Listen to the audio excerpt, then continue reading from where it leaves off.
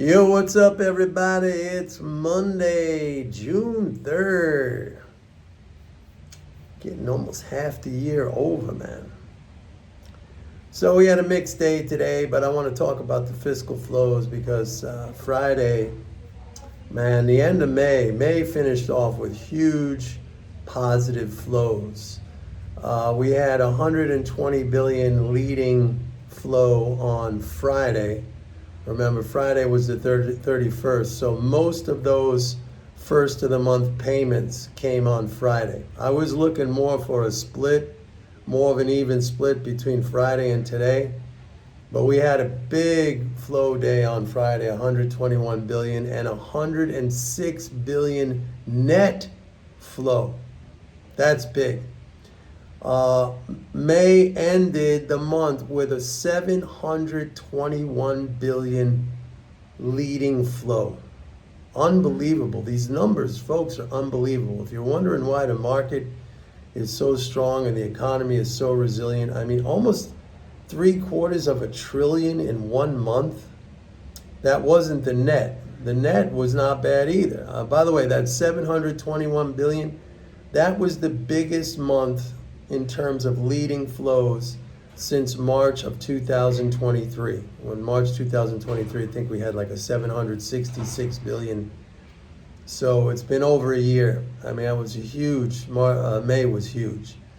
The net flow, the deficit, okay, I don't use that term, the net government transfers in May were 327 billion. That's also huge. That's at least the biggest month of net transfers in at least 2 years. I have data that goes back before that, but I wasn't organizing that data as I do now. So, I can tell you that it goes back 2 years, and I have not seen a month with net government transfers of 327 billion. I mean, that was huge, okay? So I said last week, that I think the market is going to correct based on a slowdown.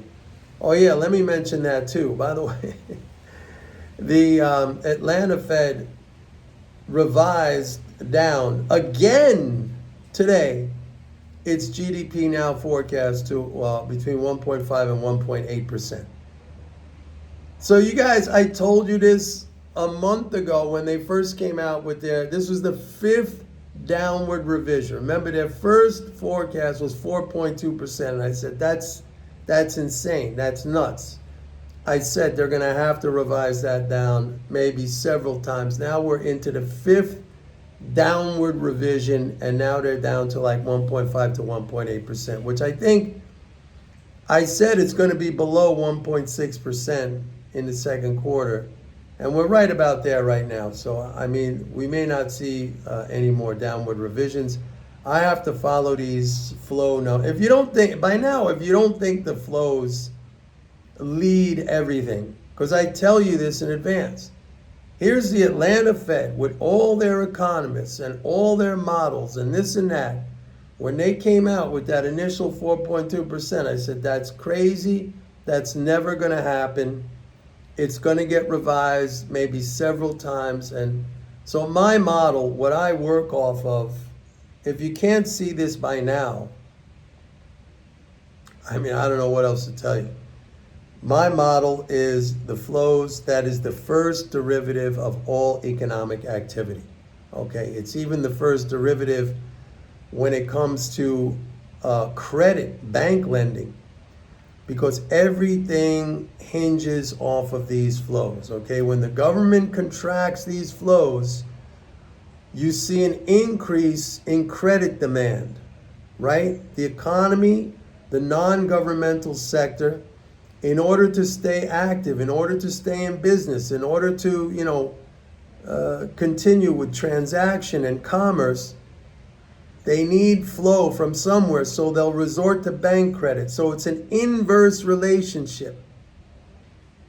When government spending is very, very strong and net transfers are very, very high, Bank loans are kind of static. I mean, people don't really need to access credit when the money's getting pumped in with that government money pump. But as soon as the government, I'm telling you this right now, if the government ever tried to balance the budget, which is, something that Clinton did, it was a disaster, but if they try to do it again, you would see bank lending shoot way up because credit demand, businesses would need that credit. The problem with bank loans, that's not money, that's credit. You get a deposit in your checking account from the loan, but at the same time you get a liability that you have to pay back. That's the loan, and you have to pay it back with interest. So there's only so far that could go. But like government spending, that's just money. That's yours. That doesn't come like a Social Security check. That's yours, okay? A payment to a defense contractor, that's their money, okay? Wages to somebody in the military, that's their money, okay? Medicare payment to a hospital or a physician, that's their money, okay? It doesn't come with a offsetting liability. So that's how it works. So that's why it's the first derivative. Everything hinges off of that. All right? So yeah, they revised it down for the 5th time. I'm saying right now, it could stabilize here. I got to see these numbers. Folks, even with this big day we had on Friday, okay, 120 billion leading flow, and 106 billion net flow, we're still going to be down in terms of net government transfers compared to last year. Another way of saying that, and I don't like to use the word deficit, but another way of saying that is that the deficit is shrinking. That stock of financial savings that is being pumped into the economy, it's shrinking, okay? The swimming pool, the level has come down vis-a-vis last year, relative to last year. Compared to last year, the water level in the pool has come down. I think it has stabilized, okay, but it's at a lower level. That's not a death knell for the economy. That's not necessarily a forecast of a recession. That's just a forecast of slow growth. But I have to see, again, I tell you guys, I follow these numbers every single day. I'm the only one who does this. My stuff is far and away ahead of everybody else. And this what I've been talking about here with the Atlanta Fed GDP now, you can see that my stuff is this is this is a Federal Reserve Bank with all their economists. I'm just sitting here, little old me, with my little very simplistic model of flows, and I'm beating all these guys. And that's not meant to, tap myself on the back. It's not. It's meant to show you that the entire discipline of economics, at least as it is practiced and followed in mainstream, is just, they're completely off in some direction, which is 95% inapplicable to what they need to be doing in terms of a true, concise understanding of the economy. And what I do is very simple, but that's the thing you got to be looking at. Okay? So today, on Friday, I said that 600-point surge in the Dow at the end of the day, like the last 10, 15 minutes, that was ridiculous, okay? That was completely ridiculous. We were down something like over 400 points today in the Dow, and we ended down like 115. The NASDAQ up about 100, the S&P down a little bit. The economy is slowing down. I do not think these market levels will hold. That's not to say there's going to be a crash or something like that, but I still say that the market is going to come down to reflect a slower pace of economic growth. And who knows? Maybe we do slip into a recession. Like if the tax bite on these flows, and that's the thing I've been trying to explain to you guys, we're kind of like in this phenomenon of reverse automatic stabilizers, okay?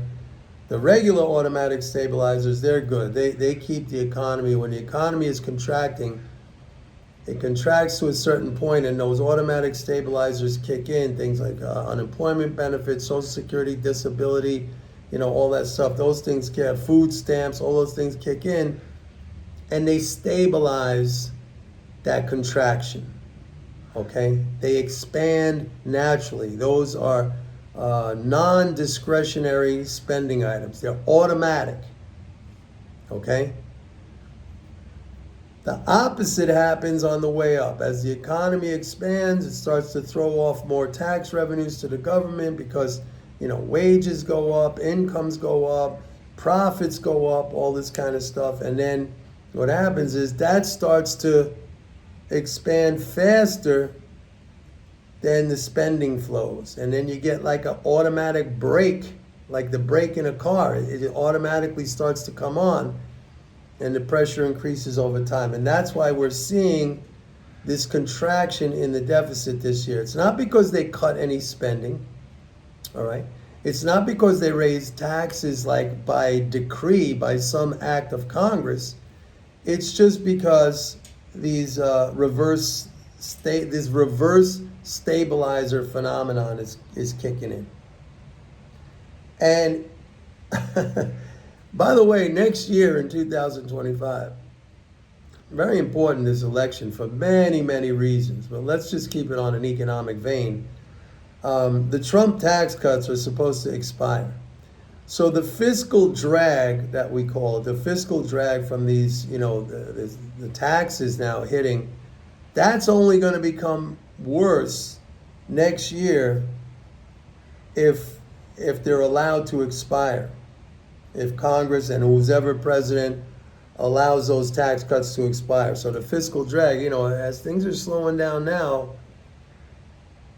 I mean, we may very well next year, if those tax cuts are allowed to expire, we may very well see another significant contraction in net government transfers, aka the deficit, like we saw in 2022 when the COVID stimulus, went off the boards. So keep that in mind. Remember, I always give you the picture like going way out. Like I know some of you guys have criticized me saying, oh, I just make it up at the moment to rationalize or justify what I'm saying. No, I give you this stuff. I'm already giving you 2025. Okay? So don't come at me and say, oh, I just make it up, to explain today or something. No. I told you last week when we were going down, we'll probably get a rally into the end of the week as the June 1st payments come in. And we got it. And I said on Friday it could probably last through Monday, maybe early this week. So we got the NASDAQ was up. By the way, NASDAQ closed down on Friday, so it just made up some room that the Dow with that crazy gain. And again, I said, this GDP now thing, I don't know how much, I told you when they first came out, it's never, ever, ever going to hit that number. They're going to revise it down. And if by chance I start to see these flows for some reason re-accelerate, I'll be here and I'll tell you that hey, you know something? They are zooming back up. And I just said that even with the big number we had on Friday, and most likely we had some more of that June 1st stuff happen today. I'll see it in tomorrow's Treasury statement. Even with that big number, it's not going to erase the year-over-year decline in net government transfers. So there you have it. Anyway, that's it for today, folks. Please like and subscribe if you choose to. It really helps the channel. I would appreciate it.